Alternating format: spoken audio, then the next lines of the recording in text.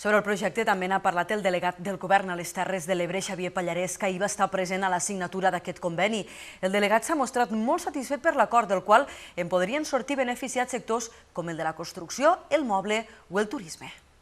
Nosaltres, bàsicament, en aquest projecte ens donarem satisfets a hores d'ara ja en la quantitat de gent que contempla el projecte. Per tant, això dependrà molt també de la iniciativa i de les ganes i les necessitats que tingui la gent d'aquí del nostre territori. Jo estic segur que podran donar compliment a totes les demandes i necessitats, perquè estem parlant d'uns números molt importants de gent i per tant, les oportunitats les tindrà tothom. El que no s'hi val tampoc és el doble discurs. En aquell discurs que fem aquí a Terres de l'Ebre de que no acabem de veure clar, perquè podem modificar el turisme que ens vindrà, i després som capaços d'anar a Tarragona i fer el discurs diferent. Per tant, nosaltres aquí diem sí al Barcelona World, a Barcelona diem sí al Barcelona World i a Tarragona diem sí al Barcelona World, perquè entenem que del territori està necessitat i la gent que ens està escoltant, que realment està patint, podrà tindre en aquest projecte com a mínim l'esperança de que podrà anar a treballar a un projecte molt interessant. El senyor Xavier Adserà